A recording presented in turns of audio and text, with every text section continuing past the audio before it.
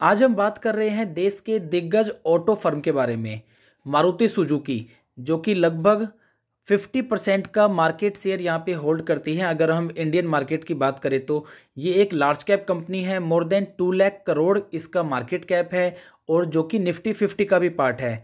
आज हम डिटेल में मारुति के बारे में जानेंगे, फाइनेंशियल हम इसके डिस्कस करेंगे, शेयर होल्डिंग पैटर्न मैं आपके साथ डिस्कस करूंगा जो कि मुझे काफ़ी पॉजिटिव लगता है इस कंपनी के बारे में, क्योंकि यहाँ पे प्रमोटर ने माल उठाया है, वो भी सस्ते में।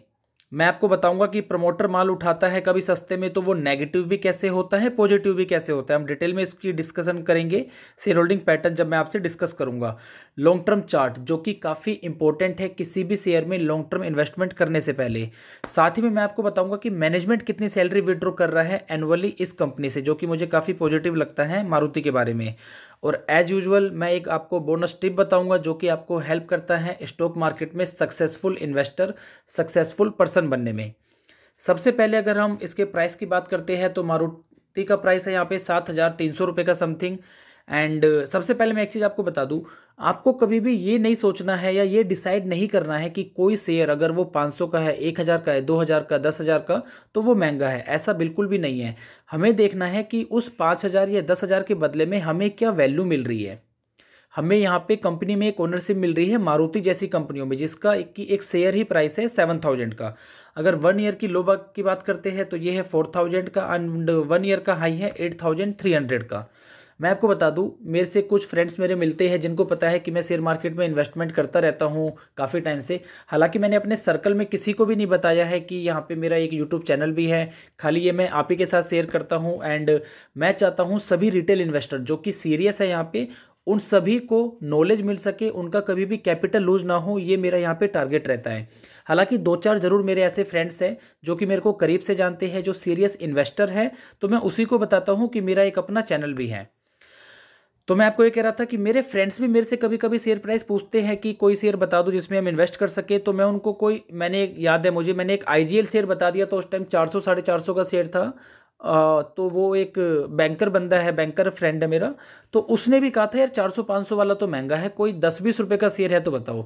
तब उसको मैंने ज़्यादा नहीं, 2 लाइन का मैंने यही चीज़ बताया था कि कभी भी शेयर प्राइस देख के हमें डिसाइड नहीं करना है। तो उसकी नॉलेज काफ़ी लो थी, तो इसलिए मैंने उससे ज़्यादा वहाँ पे डिस्कशन नहीं किया, क्योंकि उस टाइम मैं थोड़ा बिजी था। हालांकि जब वो फ्री होके मेरे से कभी सीरियस होके पूछेगा तो मैं ज़रूर उसकी हेल्प करूँगा। यहाँ पे मैं आपको बताना चाह रहा हूँ, शेयर प्राइस देख के आप सोचोगे बहुत महंगा है, तो ये आपकी गलतफहमी है। अगर मैं करंट प्राइस की बात करूँ 7,300 का प्राइस है। एज अ डिस्क्लोजर मैं आपको बता दूं कि ये शेयर मेरे पोर्टफोलियो में पहले था, लेकिन कुछ टाइम पहले ही मैंने इसको सेल किया है। आई थिंक 1 या 2 महीने पहले, आई थिंक बजट से पहले ही मैंने कर दिया होगा, शायद मुझे ध्यान आ रहा है। जब इसने 8300 का लेवल टच किया था, मैंने एक वीडियो बना के भी आपको वो दिखाया था। अभी कंप्लीटली मैं एग्जिट कर चुका हूँ इस शेयर से। हाँ, लेकिन अब मैं सोच रहा हूँ कि पीछे 7200 भी आया था, तब मैं इसको नहीं पकड़ पाया था। अब मैं 7300 के आसपास सोच रहा हूँ इसमें खरीदारी स्टार्ट करूँगा, अगर ये आधा 1% और गिर जाता है तो। नहीं तो इस लेवल पे भी मैं खरीदता हूँ तो मैं आपसे शेयर करूँगा। एज अ बोनस टिप मैं आपको यहीं पर बता दूँ, जब भी हम किसी शेयर में इन्वेस्ट करते हैं, चाहे वो 100 रुपये का शेयर हो, 5 रुपये का हो, या 5,000 का हो, या 7300 का मारुति हो, हमें एक चीज़ हमेशा ध्यान में रखना है कि इस शेयर को खरीदने के बाद ये शेयर यहाँ से भी 10 से 20% तक नीचे जा सकता है। ऐसा नहीं है कि हम एक ही बार में लमसम खरीद लेंगे। सपोज मेरे को 5 शेयर खरीदने हैं, 35,000 रुपये इन्वेस्ट करना है इसमें, तो मैं पाँचों शेयर एक साथ नहीं खरीदूंगा। या तो मैं 2-2 करके शेयर खरीदूंगा या एक-एक करके। और वैसे भी आपको मेरी हैबिट पता है, मैं हर एक कंपनी में 5 से 6,000 ही लगाता हूँ वन टाइम में, क्योंकि मेरे पास लगभग 50 कंपनियां हैं। तो एक कंपनी में मैं 30 से 40,000 रुपये से ज़्यादा नहीं लगाता हूँ। मैक्सिमम मैं एक शेयर में लगा चुका हूँ। रिलायंस में मेरा हाईएस्ट यहाँ पे इन्वेस्टमेंट है लगभग लाख रुपये के आसपास का। तो यहाँ मेरा कहने का मतलब है 7300 पे मैं खरीदूंगा। अगर ये 7,000 जाएगा तो भी खरीदूंगा, 6500 जाएगा तो भी खरीदूंगा, 6,000 जाएगा तो भी खरीदूंगा। कोई डरने वाली बात नहीं है। 6,000 तक हम खरीदेंगे, और नीचे जाएगा और खरीदेंगे। तो ये यहाँ पे मेरा बोनस टिप है।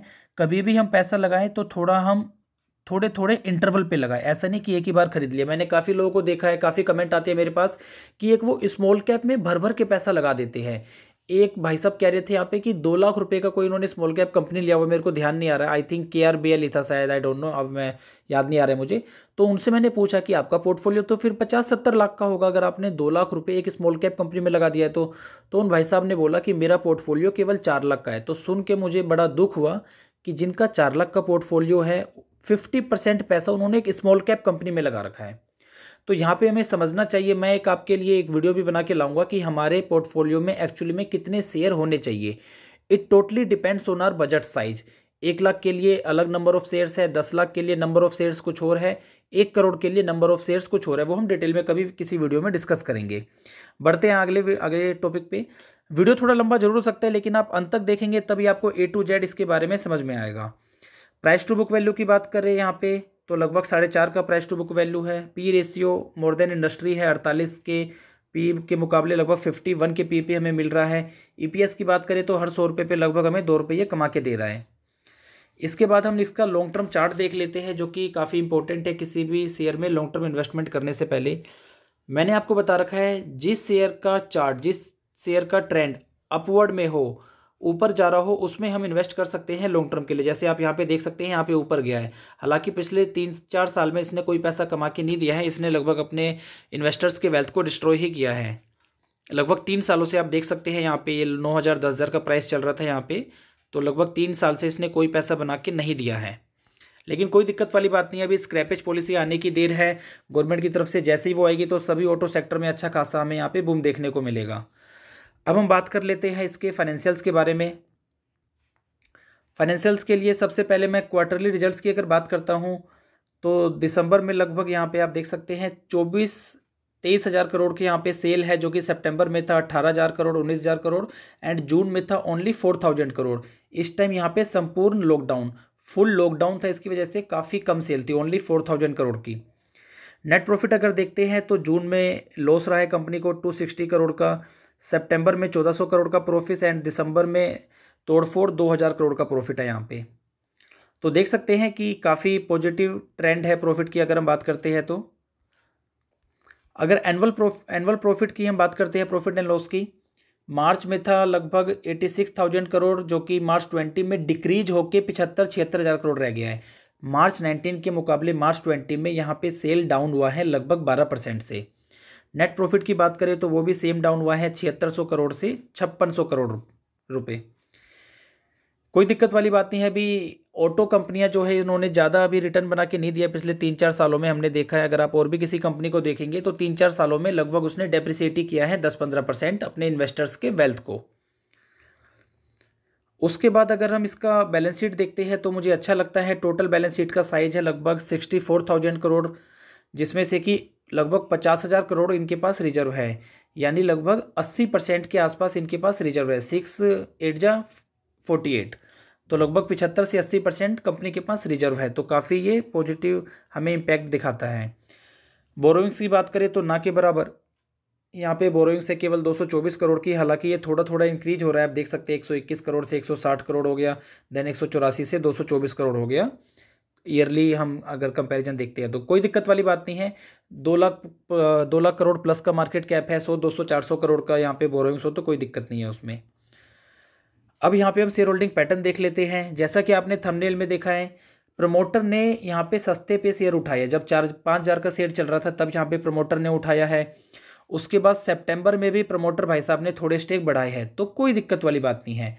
अगर कोई प्रमोटर अपने शेयर सस्ते में उठाता है तो ये काफ़ी पॉजिटिव यहाँ पे इम्पैक्ट दिखाता है किसी भी इन्वेस्टर के लिए, कि प्रमोटर को सस्ते में शेयर मिल रहे हैं, उनको पता है हमारा शेयर प्राइस अभी सस्ता चल रहा है तो वो मार्केट से उठाएंगे। मुझे दिक्कत कब आती है, और दिक्कत नेचुरली मैं आपको बताऊं, मेरा खून खोल उठता है जब मैं देखता हूं कोई प्रमोटर यहाँ पे ऑपरेटर की तरह काम करता है। उसने मार्केट से सस्ते में शेयर उठाए और बाद में हाई रेट पे जाके हमें रिटेल इन्वेस्टर को ही उन्होंने चूना लगा दिया। जैसे कि हमने किसी एक शेयर में देखा था, मेरे को अब ध्यान नहीं आ रहा है, तो आपने वो वीडियो देखा हो तो उसी वीडियो में इंडियाबुल्स हाउसिंग फाइनेंस, हालांकि उसमें हम प्रॉफिट बुकिंग हमने 2-3 बार कर रखी है, भगवान की दुआ से अच्छा खासा प्रॉफिट बना रखा है। लेकिन Indiabulls housing finance long term के लिए 5-10 सालों के लिए मेरे को बिल्कुल भी समझ नहीं आता है। हालांकि स्विंग ट्रेडिंग के जरिए मैं 3 या 4 बार पैसा कमा चुका हूँ भगवान की दुआ से, अभी भी हमारे पोर्टफोलियो में वो अच्छे खासी क्वांटिटी में रखा हुआ है।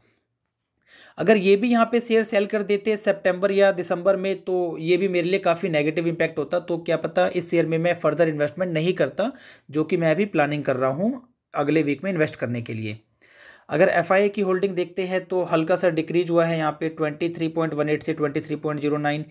DI की बात करें तो लगभग सेम है, हल्का सा यहाँ पे इंक्रीज हुआ है, कोई दिक्कत वाली बात नहीं है। अब मैं आपको इसकी मैनेजमेंट की सैलरी बता देता हूँ। मैनेजमेंट फाइनेंशियल ईयर 1920 में इन्होंने सैलरी विड्रॉ करी है केवल 18 करोड़ की। जी हाँ, 18 करोड़ की। और as per companies act ceiling है 440 करोड़। तो 440 करोड़ में से 18 करोड़ की सैलरी काफ़ी पॉजिटिव हमारे यहाँ पे सिग्नल देता है कंपनी के लिए कि प्रमोटर को कितना ट्रस्ट है अपनी कंपनी के परफॉर्मेंस पे। आगे बढ़ने से पहले अभी तक आपने अगर वीडियो लाइक नहीं किया हो तो लाइक कर लीजिए, चैनल अभी तक सब्सक्राइब नहीं किया हो तो सब्सक्राइब कर लीजिए। तो हमने डिटेल एनालिसिस देखा। एक चीज़ आपका हमेशा ध्यान रखिए, स्टॉक मार्केट में इन्वेस्ट करने से पहले, स्टॉक मार्केट में एंटर करने से पहले स्टॉक मार्केट को समझना जरूरी है।